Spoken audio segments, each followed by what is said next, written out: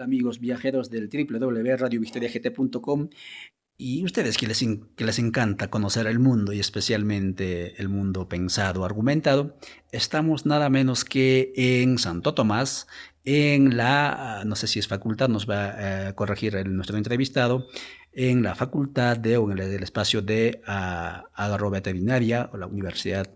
Esto es de la Universidad de la USAC, ¿no? Sí, De la Universidad del Cusco, del Cusco, Vamos. ¿no? Y él es el profesor Nils Flores. Herbert Flores, ¿no? Ujú. Profesor, saluda a la audiencia, que lo van a ver en diferentes espacios a nivel continental. Específicamente, relátenos en cuestión de minutos qué es este espacio donde estamos. Muy bien, muchas gracias por su medio de comunicación. Quien les habla es el ingeniero zootecnista Nils Herbert Flores Huarco, director de la Escuela Profesional de Ingeniería Agropecuaria de la Facultad de Agronomía y Zootecnia de la Universidad Nacional San Antonio Abad de Cusco, ¿no? Obviamente, sede filial Santo Tomás Chumbivilcas. Eh, a la pregunta, ¿no? Me decía un poco cuál es La la visión, sí, misión sí. de la escuela profesional. Es formar profesionales con altos estándares de calidad en la parte humanística, en la parte científica, tecnológica. Es por eso que esta escuela profesional cuenta con la rama, como es ingeniería agropecuaria, está compuesto por la parte agronómica, por la parte zootécnica, por la parte veterinaria y un poco también lo que va a recursos naturales, ¿no? Forestación y todo eso. Eso es un poco en resumen lo que comprende el contenido de la Escuela Profesional de Ingeniería Agropecuaria. La proyección de nuestra visión es salir a la sociedad dando el producto final de ingenieros agropecuarios que puedan ejercer en el ámbito de los cultivos andinos, el manejo en la producción animal, diferentes especies de interés pecuario obviamente, y preservando un poco al horizonte de la seguridad alimentaria, básicamente de origen de agricultura y de origen de ganadería. Profesor Nils, estamos en un territorio donde tradicionalmente, no sé si milenario, pero tradicionalmente ha sido ganadero, ¿no? Ya sean auquénidos, camélidos, en estos últimos tiempos vacunos y ovinos. Y por lo tanto, aquí hay y hubo expertise, conocimiento, digamos, en los pueblos, en las comunidades, sobre cómo criar animales, cómo cuidarlos, cómo reproducirlos, etcétera. Y en la universidad se forma también con elementos técnicos, digamos, que no necesariamente salen del marco cognitivo, de, así, de los conocimientos de los pueblos, ni tampoco con su metodología, vienen de otros espacios. ¿Cómo dialogan ustedes en este proceso, tanto en la metodología como en los contenidos, con los conocimientos preexistentes en estos territorios? Se va de la mano porque no podemos dejar el conocimiento, caso la producción de camélidos, que es alpacas y llamas y en semicautiverio el tema de las vicuñas. Aquí, por ejemplo, existe la asignatura de producción de camélidos. La relación no es, digamos, todo de afuera respecto al avance del conocimiento científico. Se maneja culturalmente lo que se ha ido haciendo ancestralmente por nuestros ancestros, porque aquí se ha ido desarrollando la producción de camélidos hace más de 10 millones de años, ¿no? Pese que el origen es Norteamérica, ¿no? No Estados Unidos, sino Norteamérica, ¿no? Se les enseña, por ejemplo, una gran dificultad que tenemos en la producción de camellos es el tema del mejoramiento genético a través de programas de inseminación o transferencia de embriones. Ese nivel sí talla la ciencia, la tecnología, lo que lo hacen varios países hermanos, donde se investiga y se desarrolla y se replica.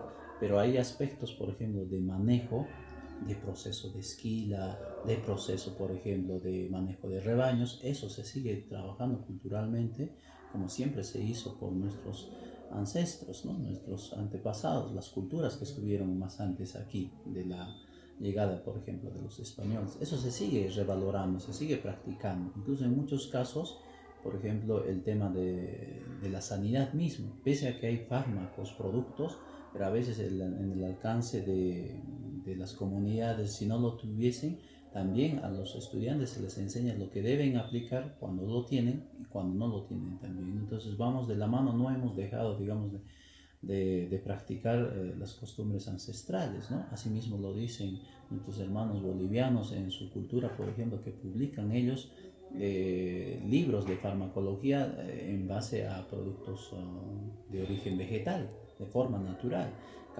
que nosotros nos hemos ido un poco más a lo fármaco químico, ¿no? De los tratamientos. Sí funciona, pero genera resistencia.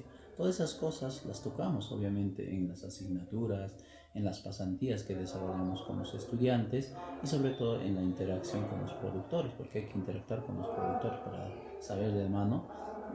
Y ahora mismo también justamente los estudiantes, para poner un ejemplo, se fueron, ¿no?, a un taller que está aquí cerca en el proceso del manejo de la fibra, por ejemplo, ¿no?, para la elaboración de textiles.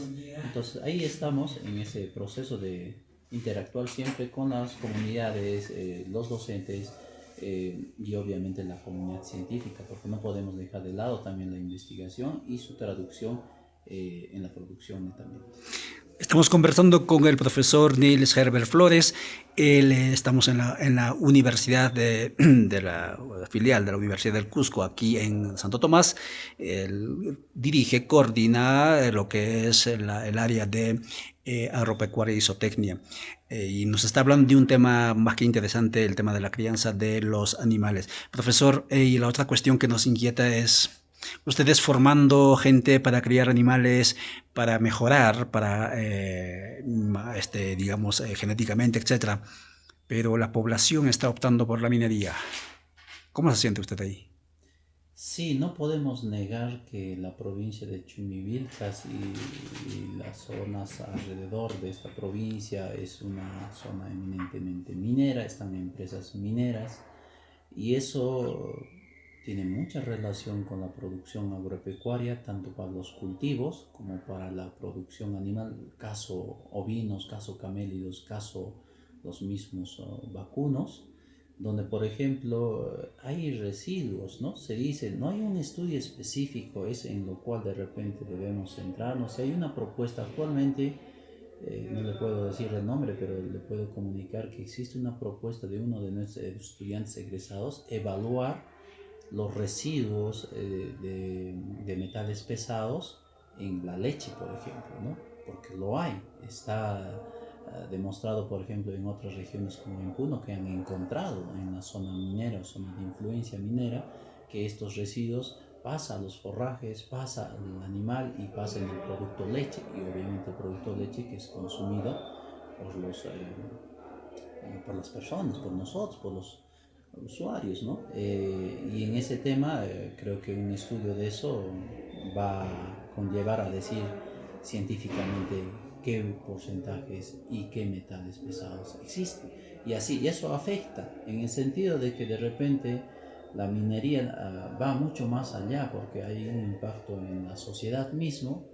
¿Por qué? Porque nuestros jóvenes a veces no quieren estudiar porque es mucho más fácil ir a la parte minera, ¿no?, a la minería artesanal, informal, donde de repente sí consiguen recursos económicos, pero la formación acá, por ejemplo, no es netamente en ingeniería de minas, pero tiene una relación estrecha porque ese impacto conlleva de repente a llevar desordenadamente las actividades, por ejemplo, agropecuarias, con que de repente los espacios no se prevean para que se maneje tanto en los cultivos como en las producciones. Y sabiendo de repente que los productos derivados pueden estar llevando algún residuo, no lo sabemos, eso es la parte académica, sí tenemos que verlo un poco más en investigar y obviamente en publicarlo también, porque cuando no se publica no tiene conocimiento la comunidad científica. Y bueno, la sociedad también está influenciado porque mucho vamos de los jóvenes a querer tener un facilismo por ese lado. Sin embargo, está acá la universidad, estamos ya a profesionalizarlo porque personas con buen criterio y formación académica serán pues consecuentes en defender lo que es justo y lo que corresponde inclusive con nuestro medio ambiente, porque nosotros estamos hoy, pero vienen generaciones tras nuestro en la cual pues van a vivir bajo estos suelos, ¿no? Y deben estar preservados los recursos para esas próximas generaciones. Profesor, es inevitable esta pregunta. Usted indicó al inicio de la conversada, está con www.radiovistoriagt.com desde Guatemala y también para todo el continente, que la actividad ganadera era de 10.000 años más o menos atrás, es decir, en estas tierras, es antiguo, es preexistente, incluso al Estado, obviamente a la industria minera también. ¿Qué crees que va a prevalecer? ¿La minería tiene futuro aquí o la ganadería continuará? Y en ese sentido me imagino que también vuestra proyección como centro de formación tendrá que ser de tomar determinaciones. Sí, en el futuro, por ejemplo, ¿no? En el futuro de acá a 50, 100 años, con todo este cambio climático, la minería seguro terminará en un momento porque no va a ser eterno, porque la minería está en la extracción, en su fase, las empresas también, pero después tendrán que cerrar, como ya ocurrió en varias partes, pero las producciones animales, la demanda de la seguridad alimentaria que hoy en día hablamos, va a estar presente. Y a ese tiempo las especies, nosotros sí lo vemos eso, que se van a adaptar en el futuro de acá a 50, 100 años, van a ser especies muy especiales. Y dentro de esos tenemos los camellos. Los camellos tienen una proyección de adaptación posterior a esos años. ¿Por qué? Porque son muy resistentes, con poco requerimiento en nutrición de sus forrajes, te transforman carne y te transforman fibra, ¿no? Leche no todavía, como lo hacen por ejemplo en el continente asiático, el tema de los dromedarios y los bacterianos que sí sacan leche, por ejemplo, ¿no? Aquí todavía de nuestros camellos no, pero quizás en un tiempo logremos un poco adaptar a esa situación y sea completo, porque de eso también se observa. Y los camélidos van a estar pues en el futuro. Yo soy ingeniero zootecnista, pero sin embargo voy a ver algo integral que, por ejemplo, la demanda de la producción de carne y leche a través de los vacunos es mucho más tecnificada y además de la emisión de gases de efecto invernadero. Eso es lo que hoy en día la sociedad también ve. ¿Cuánto nos cuesta producir un kilo de carne?